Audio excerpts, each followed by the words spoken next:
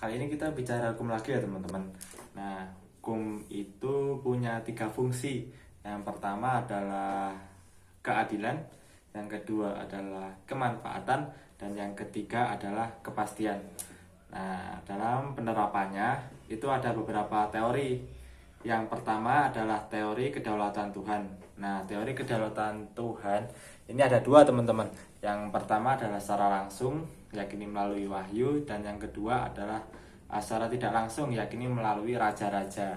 Lalu yang kedua adalah teori perjanjian. Nah, teori perjanjian ini menurut Thomas Hobbes itu karena pada mulanya masyarakat itu hidup dalam kondisi peperangan. Nah, agar terciptanya keadilan, maka dibentuklah sebuah perjanjian di sana, yang mana lalu oleh John Locke itu diberikan perluasan pengertian dan juga makna dengan adanya pembatasan kekuasaan, sehingga timbullah yang namanya konstitusi. Lalu yang selanjutnya adalah teori kedaulatan negara.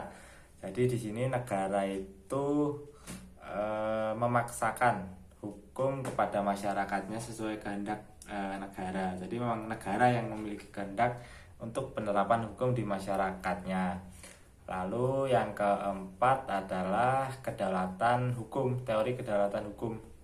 Nah, teori kedaulatan hukum ini karena hukum itu memang dipilih oleh masyarakat sebagai pemilik kedaulatan tertinggi. Jadi hukum itu memang dari masyarakat dan untuk masyarakat. Dan dalam bekerjanya itu ada beberapa faktor teman-teman yang menyebabkan hukum dapat bekerja secara optimal. Menurut Zeidman itu ada 3. Yang pertama adalah adanya aturan. Nah, aturan ini bisa dikatakan sebagai norma umum atau general norm, atau hukum secara abstrak, hukum in abstracto. Lalu yang kedua adalah aparat penegak hukumnya, dan faktor yang ketiga adalah budaya atau kesadaran hukum masyarakat. Lalu juga Surjono Sukanto itu menambahkan 2 lagi, yakni adanya sarana dan prasarana serta adanya dana.